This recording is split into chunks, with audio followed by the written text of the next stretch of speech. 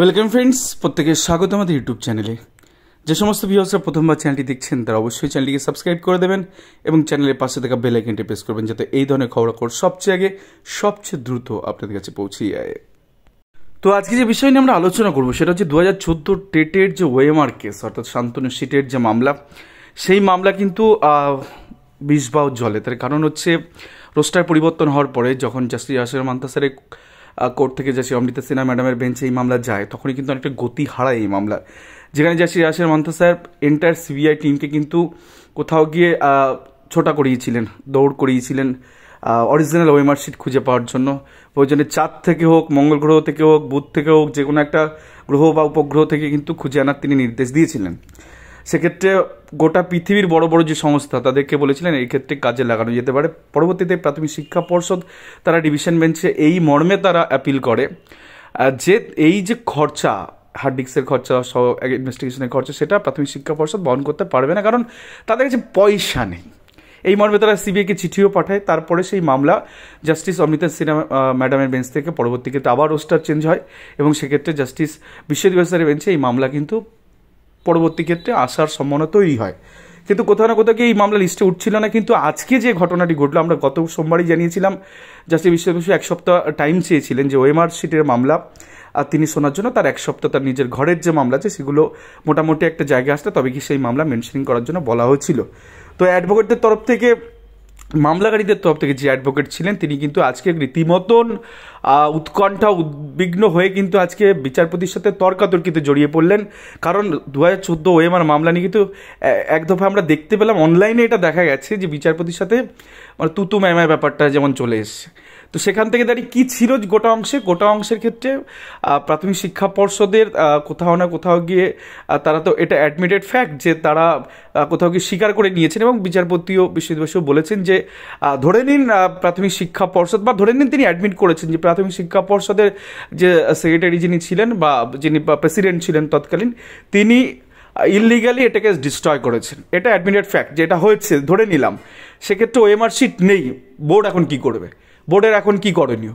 তখন মামলাকারীদের আইনজীবী তিনি বলেন যে বোর্ডের এখন যদি কিছু করণীয় না থাকে তো পিটিশনাররা এখন কি করবে? পিটিশনাররা তো দাবি জানাতেই পারে যে সেই যে ডিজিটাইজ ওএমআর শিট যেগুলোকে প্রোভাইড করা হচ্ছে, যেটা কিনা হ্যান্ডমেড কম্পিউটারাইজড ডিজাইন একটা অর্গানাইজ একটা যে ডাটা শিট যেগুলোকে দেখানো হচ্ছে, যেগুলো তাদের ওএমআর শিট, যেখানে তাদের সিগনেচার নেই, বারকোড নেই, কিচ্ছু নেই, নাথিং। তো সেগুলো তারা সেটা মেনে নেবে কি করে?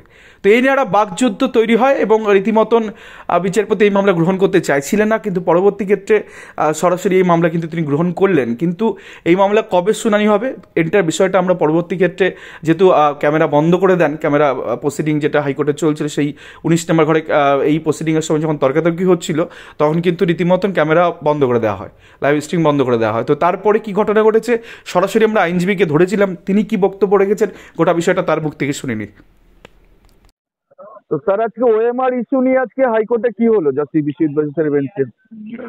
আমি মেনশন করতে গেছিলাম তখন ওএমআর ইস্যু নিয়ে জাজ সাহেবের অবজারভেশন ছিল যে ওএমআর সংক্রান্ত যা অর্ডার আছে সুপ্রিম কোর্ট পর্যন্ত যা অর্ডার এবং সিবিআই ইনভেস্টিগেশনের রিপোর্ট সব কিছু নিয়ে এটা যদি কম্পাইলেশন ওনাকে দেওয়া হয় তাহলে ওনার পক্ষে সুবিধা হবে বোঝা। তা উনি সমস্ত কিছু দেখে তারপরে বললেন যে এটা তো পড়া ইনস্ট্যান্টলি সম্ভব না, যখন ওএমআর মামলা হবে ওএমআর মামলাটা মেনশন আমরা করেছি, ওটা অ্যালাউ হয়েছে, যেদিন এই মামলাটা থাকবে সেদিন উনি উনি ওই পেপার বুকটাকে অবশ্যই কনসিডার করবেন। যেটা আমাকে জিজ্ঞেস করছিল যে এই ক্যান্ডিডেটদের কি হবে, সেক্ষেত্রে আমি বলেছি দেখুন প্রাইমারি বোর্ড যেটা ভুল করেছে উনি নিজে মেনেছেন, একটা ভার্মালি ভিডিওতে আপনারা দেখতেও পারবেন যে নিজে মেনেছে যে এখানে ইলিগাল হয়েছে। সেক্ষেত্রে ছেলে মেয়েদের কি কম্পেনসেট করবে কি করবে, যেটা বরাবরই বলে এসেছি যে এদের চাকরি ছাড়া তো এদের কোনো উপায় নেই, এদের টাকা দিয়ে এই ছেলে মেয়েদের কম্পেনসেট করার কোনো মানেই হয় না। আনটিল আনলেস অ্যাপয়েন্টমেন্টই হচ্ছে মেন গোল। এবার সেটা কোর্ট বলছে বিচার্য করবে, এবার দেখা যাক কি হয় আর কি।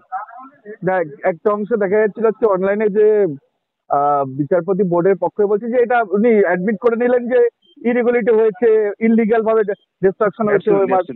তো সেটাও তিনি বলছেন যে বোর্ড এখন কি করবে? তখন আপনি কাউন্টার করলেন যে তাহলে পিটিশনাররা কি করবে বা প্রার্থীরা কি করবে?